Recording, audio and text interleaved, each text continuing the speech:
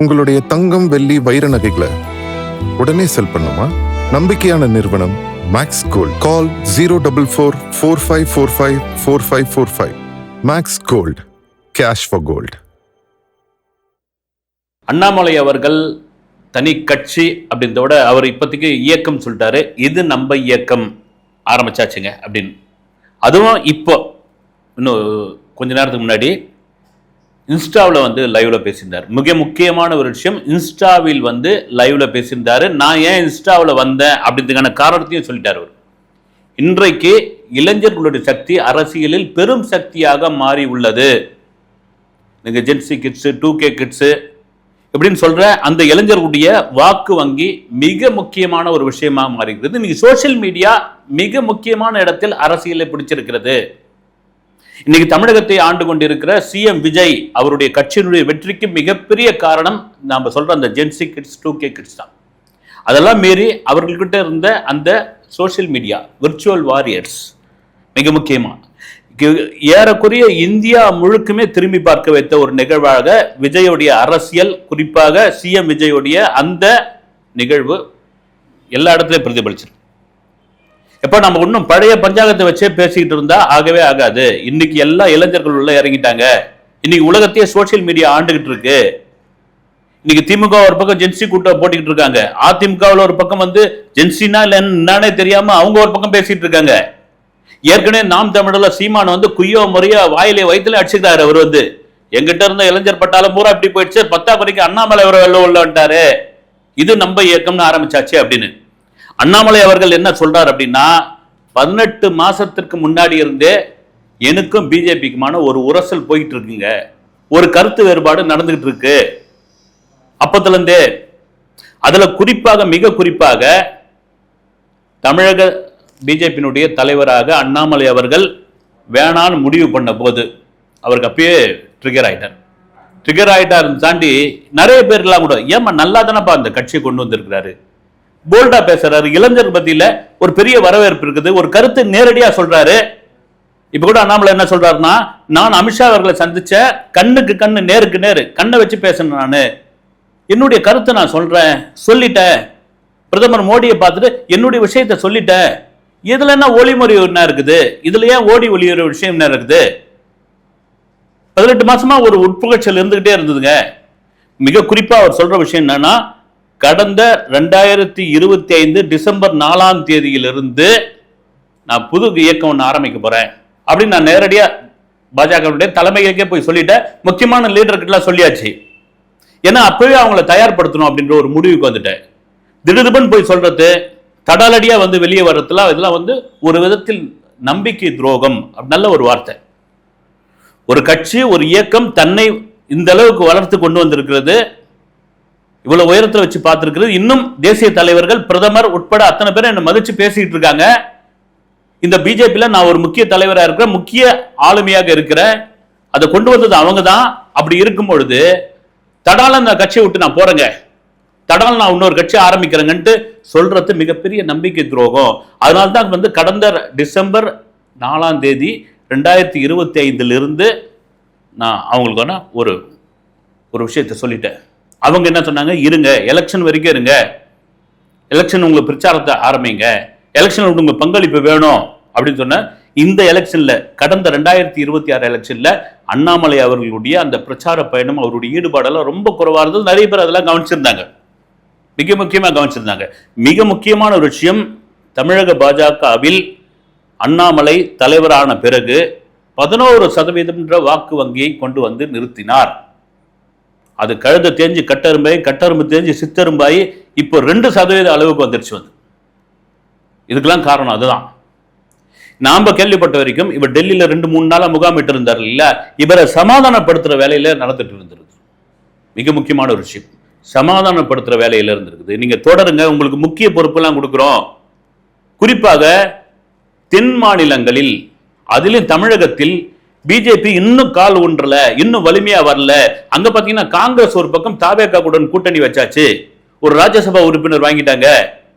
வருகின்ற உள்ளாட்சி மன்ற தேர்தல், அடுத்து வரப்போற நாடாளுமன்ற தேர்தலில் அவங்க ஸ்ட்ராங்கான ஒரு இடத்த பிடிக்கணும், அதுவும் குறிப்பாக தென் மாநிலங்கள்ல நாம வந்து ஒரு ஸ்ட்ராங்கா நின்னுடணும் அப்படின்ற ஒரு முடிவோடு இருக்கிறாங்க.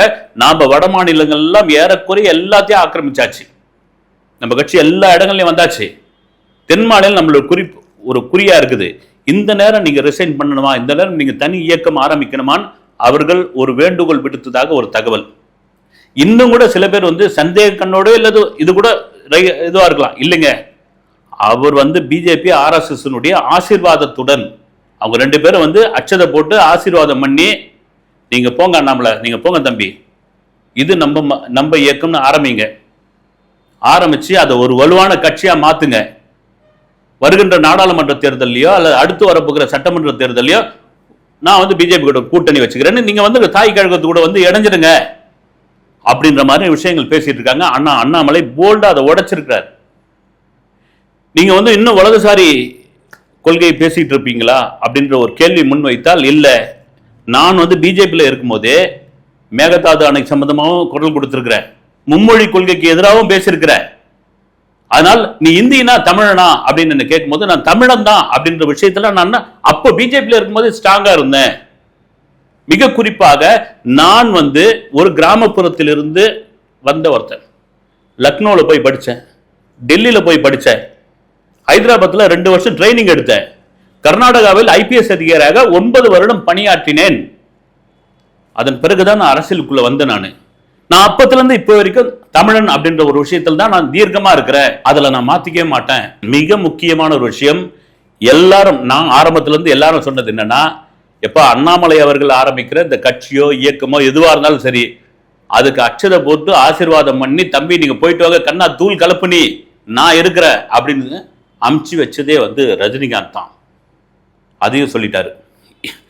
திரு ரஜினிகாந்த் அவர்கள் இப்போ என்ன கூப்பிடல, சில வருடங்களுக்கு முன்னாடியே நான் பிஜேபியில் இணைவதற்கு முதல் நாளே அவர் கூப்பிட்டுட்டாரு, நீங்க வாங்க அண்ணாமலை, நம்ம ஒரு கட்சி ஆரம்பிக்கிறேன், நீங்க வாங்க அப்படின்னு. நீங்க அந்த காலகட்டத்திலே பேசப்பட்டதுங்க. வந்து ரஜினிகாந்த் கட்சி ஆரம்பிக்க போகிறார், பேர்லாம் ரெடி ஆயிடுச்சு, மக்கள் சேவை கட்சி. அதுக்கு அவரே போல்டா சொல்லியிருந்தாரு, நான் வந்து முதலமைச்சர் வேட்பாளராக நான் நிற்க மாட்டேன், ஒரு இளைஞரை கொண்டு வர போகிறார், அந்த இளைஞர் ஒரு துடிப்பான இளைஞர், அவர் பேரை நான் வெளியிட மாட்டேன் அப்படின்னு சொல்லியிருந்தாரு. அப்பவே முடிவு பண்ணிட்டாரு அண்ணாமலை. அதை தான் இன்னைக்கு அண்ணாமலை சொல்லிட்டார். திரு சூப்பர் ஸ்டார் ரஜினிகாந்த் அவர்கள், ஐயா அவர்கள் என்னை கூப்பிட்டாரு, அதுல எந்த வித மாற்று கருத்தும் கிடையாது, மறுப்பும் கிடையாது. அந்த நேரம் நான் அடுத்த நாளே பிஜேபியில் சேர இருந்ததுனால மன்னிச்சிடுங்க ஐயா, என்னை மன்னிச்சிடுங்க, என்னால் வர முடியாது அப்படின்ட்டு. அதே சமயத்தில் அவர் அரசியலுக்குள் வந்திருந்தால் தமிழகத்தில் ஒரு பெரிய மாற்றத்தை கொண்டு வந்திருப்பார், அதில் மாற்று கருத்து கிடையாது. அதே வேளையில் அவருடைய உடல்நிலை அந்த சமயத்தில் கோவிட் மாதிரியான பிரச்சனைகள் இருந்ததுனால அரசியலிருந்து விலகிறன்னு அவருடைய முடிவு வரவேற்கத்தக்கது. மற்றபடி இந்த இயக்கத்துக்கும் அவருக்கு எந்த சம்பந்தமும் கிடையாது. இது நானே தன்னிச்சையாக எடுத்தது. அது ரொம்ப ரொம்ப முக்கியமான ஒரு விஷயம். 18 மாசத்துக்கு முன்னாடியே நான் ஒரு உரசல் ஏற்பட்டுருச்சு, அதுக்கு முன்னாடியே ஒரு கட்சி ஆரம்பிக்கணும், ஒரு இயக்கம் ஆரம்பிக்கணும் முடிவு பண்ணிட்டேன் அப்படின்னு சொல்லும் பொழுது இப்போ இந்த அளவுக்கு ஃபோர்ஸா இறங்க வேண்டிய காரணம் என்ன அப்படின்னா, தாவேக்காவுடைய தலைவர் விஜயுடைய அந்த வெற்றி வரலாறு காணாத வெற்றி தாங்க. நான் திரும்பவும் சொல்றேன், வரலாறு காணாத வெற்றி. அண்ணாமலை அவர்கள் நாம் ஏற்கனவே கூட பேசியிருந்தோம், இந்த 1 கோடி பேர் மெம்பர், அந்த 1 கோடி பேர் உறுப்பினர் ஒரு விஷயத்தை அவர் தான் முதல்ல இங்க வந்து இம்ப்ளிமெண்ட் பண்ணது. அதை சரியா கொண்டு போகல. அவர் ஒரு கட்சிக்கு 1 கோடி பேர் உறுப்பினர் சேர்க்கணும், அதுவும் இளைஞர்களா சேர்க்கணும் அப்படின்ற ஒரு விஷயத்தை இன்றைய சமூக ஊடகத்தை வைத்து அதை பண்ணணும் அப்படின்னு முடிவு பண்ணது அவர் தான். ஆனால் அதை வந்து மிக சரியாக அறுவடை செய்தது வந்து சிஎம் விஜய். அது காரணம்னா காலம் அவர் கணிஞ்சது, அவருடைய கிரேஸ் ஒரு பக்கம், அவர் ஒரு சூப்பர் ஹீரோ, சூப்பர் ஸ்டார், ஒரு இளைய தளபதி. அதை சேர்ந்து அதையெல்லாம் தாண்டி மக்கள் மத்தியில் ஒரு ஆட்சி மாற்றம் வந்துடாதா, ஒரு புதியவர் நமக்கு வந்து ஒரு முதல்வராக வரமாட்டாரா, 2 திராவிட கட்சிகள் தான் மாறி மாறி ஆட்சி பண்ணிக்கிட்டே இருக்கணுமா அப்படின்ற அந்த மக்கள் வெறுப்பு இருந்த சமயத்தில், குறிப்பாக அந்த ஜென்சி கிட்ஸ் மொத்தம் வந்து அரசியல் பக்கம் உள்நோக்கிக்கிட்டு இருந்த போது, உங்க விஜய் நான் வந்திருக்கிறேன், உங்க வீட்டில் ஒருத்தனா வந்திருக்கிறேன், எனக்கு நீங்க வாக்கு கொடுக்க மாட்டீங்களா, உங்க ரேஷன் கார்டுல என் பேரையும் சேர்த்துங்க அப்படின்னு உருகி கேட்டது. எல்லாரும் மற்றவர்களா இந்த சினிமா டைலாக், இது விஜய் பேசுகிற டைலாக், இது அவர் பகவதி படத்தில் பேசுறது, போக்கிரி படத்துல பேசுறது, அப்படியே அவர்கள் நினைச்சிருந்தாங்க. ஆனால் இந்த இளைஞர்கள் மத்தியில வாங்கண்ணா நீங்க வாங்க வந்து தான் பாருங்க, நாங்கள் உங்களுக்கு ஆதரவு தரோம் அப்படின்னு. இதெல்லாம் தாண்டி விஜயோடைய அந்த சுற்றுப்பயணத்தை, விஜயோடைய அந்த பிரச்சார பயணத்திற்கு இவ்வளவு கெடுபிடிகள் கடந்த ஆட்சியில் திமுக செய்திருக்க கூடாது. நீங்க அப்படியே கண்டுக்காம விட்டுருங்க. நீங்க ஒருத்தர் வந்து ரொம்ப சீண்டதான் அவங்களுக்கு என்ன ஆகும்னா அந்த பவர் கூடும், அந்த செல்வாக்கு கூடும். அதை தப்பு பண்ணிட்டாங்க.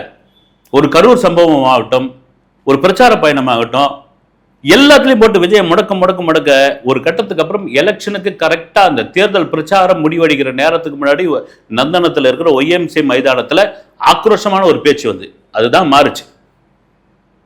காலையில உங்க இஷ்டமான தெய்வத்தை கும்பிடுங்க, நல்ல டீக்கா ட்ரெஸ் பண்ணுங்க, 7 மணிக்கெல்லாம் பூத்துக்கு வந்துருங்க, அம்மா தம்பி தங்க அக்கா எல்லா உறவு முறைகளும் வாங்க, விசில் சின்னத்தை சும்மா காதலை அடிக்கிற மாதிரி அந்த விசிலுக்கு ஓட்டு போடுங்கன்னு அந்த சொன்ன வசனத்தை கூட கடைசி கட்டத்து வரைக்கும் எதிர்கட்சிகள் இது வந்து ஒரு சினிமா டயலாக், இது விஜய் பேசுறதுல எடுபடாது. அந்த நேரத்தில் இந்த விசில் அடிச்ச குஞ்சிகள், இந்த அணில் குஞ்சிகள், இந்த தற்குறிகள் வெறுமனே கை தட்டிட்டு போயிடுவாங்க அப்படின்னு நினைச்சாங்க. அது தேர்தலில் இந்த அளவுக்கு பிரதிபலிக்கும். இப்படி ஒரு சிஎம் நாற்காலியில் வந்து உட்கார வைக்க ஒரு 108 எம்எல்ஏக்களை கொண்டு வந்து சேர்க்கணும்னு எதிர்பார்க்கவே இல்லை. இந்த மாற்றம் தான் திரு அண்ணாமலை அவர்களிடம் நடந்திருக்கிறது. அவர் மனசுலயே மாறி இருக்கிறது. எப்ப இந்த இளைஞர் கூட்டத்தை நானும் தான் வச்சிருந்தேன், இந்த இளைஞர் கூட்டம் என் பின்னாடியே வந்துட்டு இருந்தாங்க, அவர்களுக்கான ஸ்பீச்சை நான் கொடுத்திருக்கிறேன், நானு அவர்களை வழி நடத்தி இருக்கிறேன், அவர்களுக்கு எவ்வளவு பெரிய ஆதரவு எனக்கு கொடுத்திருக்காங்க. ஆனால் சினிமா கிரேஸ் அப்படின்ற ஒரு விஷயம், ஒரு கவர்ச்சி இந்த பக்கம் ஒரு பெரிய அலையாக மாறி அதை திரு விஜய் அவர்கள் மிக சரியாக அறுவடை பண்ணிட்டு போயிட்டாரு. நம்ம ஆரம்பத்தில் சொன்ன மாதிரி தான் சீமான் காலகாலமா கத்திக்கிட்டு வராரு, ஆச்சா போச்சா அதுவா இதுவா அப்படின்னு. ஆனால் இந்த பக்கம் அண்ணாமலை ஒரு பக்கம் வந்துட்டாரு, அந்த பக்கம் வந்து விஜய். இப்ப என்ன முடிவு பண்ணியிருக்காங்கன்னா, இன்றைய அரசியலில், இந்திய அரசியலாக இருக்கட்டும், மிக முக்கியமாக தமிழக அரசியலில் இளைஞர்களுடைய வாக்கு இல்லாமல் ஒண்ணுமே பண்ண முடியாதுங்க. ஏன்னா இளைஞர்கள் அத்தனை பேரும் அரசியலை பார்க்க ஆரம்பிச்சிட்டாங்க. அதற்கு முதல் காரணம் வந்து ஜோசப் விஜய் தான். அதுல எந்த மாற்று கருத்தும் கிடையாது. அவங்கள டார்கெட் பண்ணி தான் நான் இன்ஸ்டாவுக்குள்ளே இன்னைக்கு வந்து நான் பேசுறேன், இதுதான் என்னுடைய இயக்கம், நீங்க மெம்பர்ஷிப் அதுல சேருங்கன்னு சொல்றாரு. அவர் சொல்லி முடிச்ச உடனே 12,000 பேர் ஆரம்பிக்குது, அப்படியே ஓடுது. இந்த வீடியோ பேசும்போதெல்லாம் 75,000 பேர் போயிட்டு இருக்குது. இதுதான் மிக முக்கியமான ஒரு விஷயம். இதெல்லாம் மீறி ஐயா அப்துல் கலாம் அவர்களுடைய பெயரில், அவருடைய கொள்கையில் நான் இதை வழி நடத்துகிறேன், இதை கொண்டு செல்ல போகிறேன். மிக முக்கியமான ஒரு விஷயம், ஒரு சிஎம் நினைச்சா மாற்ற முடியாது, ஒரு அமைச்சர்கள் நினைச்சா மாற்ற முடியாது. 234 சட்டமன்ற உறுப்பினர்கள், 39 நாடாளுமன்ற உறுப்பினர்களால் மாற்ற முடியாத ஒரு விஷயத்தை ஒரு ஊராட்சி மன்ற தலைவர்ல இருந்து ஒரு மேயர்ல ஆரம்பிச்சு கவுன்சிலர் வரைக்கும் இதுல கொண்டு சென்று இந்த அரசியல்ல ஒருமித்த கருத்தோடு, ஒருமித்த எண்ணத்தோடு இறங்கி அரசியல் செய்தால் மட்டும்தான், மக்களுக்கு நல்லது பண்ணணும்னு முடிவு எடுத்தால் மட்டும்தான் இங்க ஒரு பெரிய மாற்றத்தை கொண்டு வர முடியும். அப்படியாப்பட்ட ஒரு மாற்றத்திற்கான ஒரு விஷயமாகத்தான் இந்த இயக்கத்தை நான் தொடங்கி இருக்கிறேன். இந்த இயக்கத்தினுடைய முதல் இதுவா நான் உள்ளாட்சி மன்ற தேர்தல இருந்தே நான் ஆரம்பிச்சிடறேன். கவுன்சிலர் எலெக்ஷன்ல இருந்தே கள இறங்கியாச்சு. அடுத்து வர போகிற நாடாளுமன்ற தேர்தல், அதுக்கு வர போகிற சட்டமன்ற தேர்தல், இதெல்லாம் சரி. இவ்வளவு காலம் 18 மாசமாக புகைச்சல்ல இருந்த திரு அண்ணாமலை அவர்கள் இப்போ இவ்வளவு விறுவிறுன்னு இந்த கட்சியை, இந்த இயக்கத்தை அறிவிக்க வேண்டிய காரணம் என்ன அப்படின்னா, திரும்பவும் தான் வந்து யாராவது நினைச்சிருப்பாங்களா ஜோசப் விஜய் அதிகபட்சமாக ஒரு 3 சீட்டு ஜெயிப்பாரு, 4 சீட்டு ஜெயிப்பாரு, மிஞ்சி போட 5 ஜெயிப்பாருப்பா, அவரே பெரம்பூர்ல ஜெயிப்பாரா, திருச்சி கிழக்குல ஜெயிப்பாரா அப்படின்ற ஒரு 2 ஜெயிக்க மாட்டாருங்க அப்படின்னு பல பேருடைய எண்ணமாக இருந்தது. அதையெல்லாம் அடிச்சு தவிடுபடி ஆக்குனது வந்து இந்த இளைஞர்களுடைய வாக்கு தான். மிக முக்கியமான ஒரு விஷயம் அது. ஏன்னா இன்றைக்கு இளைஞர் சக்தி பெரும் சக்தியாக மாறி உள்ளது என்பதை அண்ணாமலை புரிந்து கொண்டார். மிக தெளிவாக களத்தில் இறங்கிவிட்டார். அது பின்னாடி பிஜேபி இருக்குதா, அது பின்னாடி RSS வந்து அச்சதை போட்டிருக்கா, அதெல்லாம் தாண்டி இதெல்லாம் யாரும் கிடையாதுங்க. நான் வந்து திராவிட கொள்கை பேசுவேங்க, நான் பெரியாரை பத்தியும் பேசுவேன், அண்ணாவை பத்தியும் பேசுவேன். நான் பிஜேபியில இருந்த போதே மேகதாதுக்கு எதிரான குரல் கொடுத்திருக்கிறேன், மும்மொழி கொள்கைக்கு எதிராக குரல் கொடுத்திருக்கேன். அதனால என்ன 100% நம்பலாம், நான் ஒரு தமிழனா தான் களத்தில் இறங்கி உள்ளேன். மிக முக்கியமான ஒரு விஷயம், சோசியல் மீடியா தான் இந்த உலகத்தை ஆண்டு கொண்டிருக்கிறது. அந்த சோசியல் மீடியா வைத்து தான் நான் இந்த அரசியல் களத்துக்குள்ள இறங்கி இருக்கேன். ஓப்பனாவே டிக்ளேர் பண்ணியாச்சு. இது சரியான அரசியல், ஒரு சரியான ஒரு அரசியலா அப்படின்னா நிச்சயமா ஒரு சரியான ஒரு ஆரோக்கியமான ஒரு அரசியல் தான். காரணம் என்னன்னா, இளைஞர்கள் அரசியலுக்குள்ள வந்தாகணும். ஏன்னா அவங்க வந்து கிரவுண்ட்லயே போய் விளையாடுறது இல்லை. அவங்களுடைய கிரவுண்டே எதுனா போன் தான் கிரவுண்டு.